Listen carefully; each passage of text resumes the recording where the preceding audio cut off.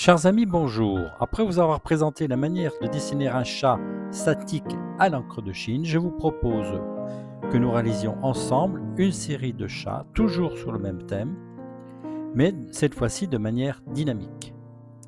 Voilà, pour faire ce dessin, j'ai pris comme modèle sur Internet la décomposition du mouvement d'un chat bondissant. J'ai imprimé ce modèle sur un papier A4, ce qui m'a donné 9 figurines.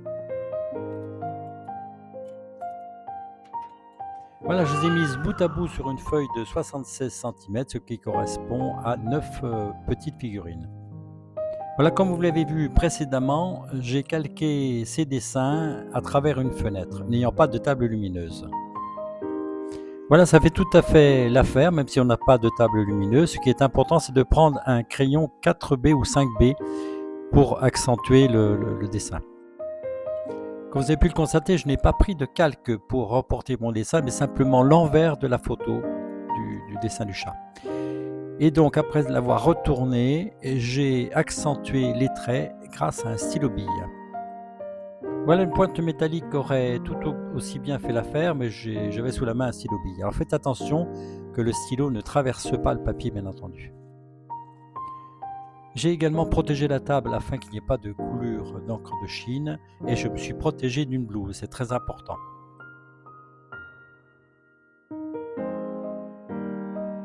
Voilà, j'applique à présent au pinceau fin, numéro 3 ou 4, donc l'encre de Chine sur le papier, en suivant bien les contours de mon dessin au crayon.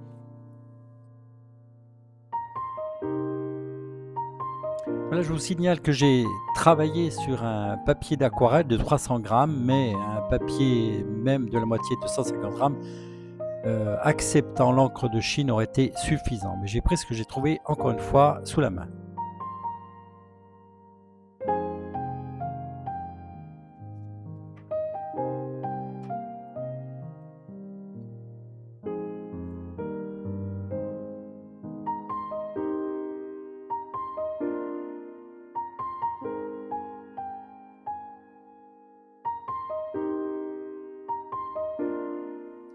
Voilà, en mouillant légèrement mon dessin, j'espérais donner un côté poilu au pelage du chat, mais bon, ça n'a pas marché. J'ai continué tout de même avec.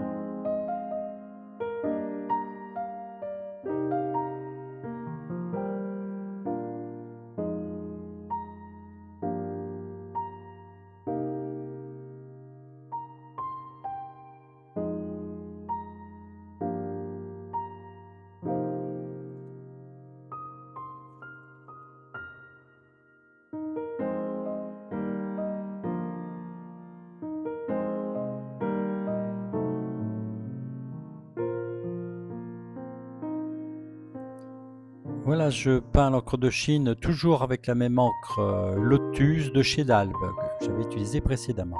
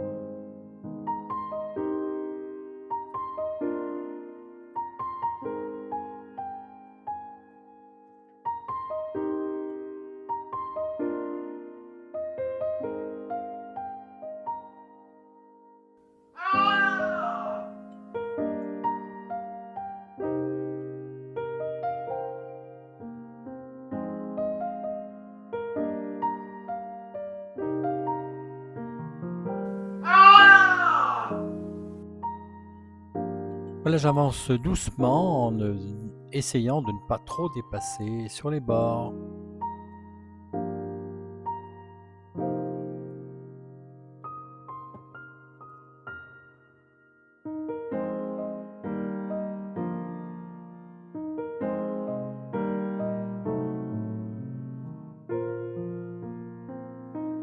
Voilà, j'ai passé un petit peu d'eau sur mon dessin en espérant, donner l'impression d'une fourrure avec, la diffusion de l'eau avec l'encre, mais ça n'a pas marché. Mais, voilà, j'ai poursuivi mon dessin tranquillement.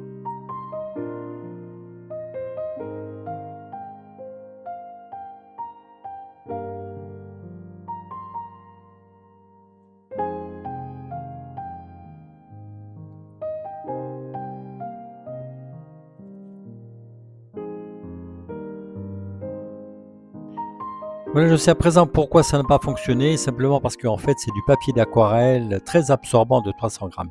Il aurait fallu un papier moins épais, c'est-à-dire comme je disais précédemment, 250 grammes afin de diffuser l'eau. Bon, c'est pas grave.